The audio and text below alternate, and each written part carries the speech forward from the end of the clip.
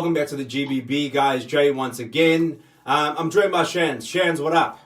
Hey, Jan. Manchester United 2-1, and that's a 2-1 loss against Valencia in the Champions League. The final group stage game, but as we said in the preview, pretty much means nothing. I think we were just playing for, a bit of pride. And unfortunately, we come away with a 2-1 scoreline, and the second goal was scored by Phil Jones. That's nothing new. Shans, what did we take from that game? We obviously didn't play too many youngsters. We played one or two, but still having Pogba and Lukaku out there, did you expect more? I did. Another game where Pogba probably didn't play as well as he should have. And Lukaku, just sort of being a passenger in the game. So older heads being in a deadwood game, you'd expect them to sort of fire up, but that wasn't the case. The ones we brought in were very good. I mean, Andreas Pereira was on loan to Valencia last year, and he actually played fantastically. He was the only one of our players that seemed like he wanted the win, or he wanted to have something to show for it. Rashford's late goal was some consolation, but really we should have won that game. Yeah, I definitely agree. Obviously, when you score an own goal, you don't give yourself much of an opportunity.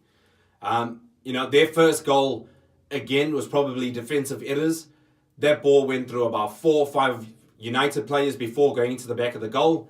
But I definitely think that ball should have been cleared away a lot earlier. Concede the corner, give us the ability to set up and try and get the ball out of our area. But no, we let them get the shot off. We keep the ball in play and they get a goal. Exactly the same for the second goal that they got. Phil Jones, what are you doing? His track record is absolutely shocking when it comes to own goals. And the decisions that he makes at times, just you question whether this guy is a professional footballer. He could have really given Romero an opportunity to get to that ball. And if you're not going to, if you don't trust that he's going to get to it quick enough, put the ball out. Kick it as far away from the goal as you possibly can. I know that he's facing to goal, but you got to play it to the side, play it away, give yourself an option other than putting it into your own net. Obviously, the game means nothing. We're through to the next stage. Unfortunately, we're obviously unseeded, and Young Boys did us a massive favor. They go 2-0 up against Juve, and we don't have a sniff of looking like getting into a position where we could win the group. Obviously, no one expected the scoreline in the Young Boys game against Juve, but United could have really have done a lot better.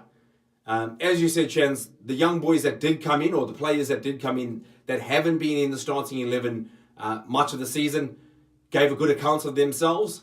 Again, you look at Pogba and you look at Lukaku, and you say that they could definitely have done more to get us over the line. There was a lot of dilly-dallying on the ball, a lot of wastefulness, and like Phil Jones, too much time to think. When you've got less time to think and play more on instinct, they're better players. And I think that's what we definitely lacked in this game, was composure, was precision, just presence of mind to say, let's just get the ball forward, let's get a couple of goals, especially in a game like this, where Valencia know they're going into the Europa League. We know that we're through to the next stage of the Champions League. It would have just been nice to get another win, and have that competition feel as positive as it has been since obviously beating Juve. Unfortunately, that wasn't the case. Manchester United obviously lose that game.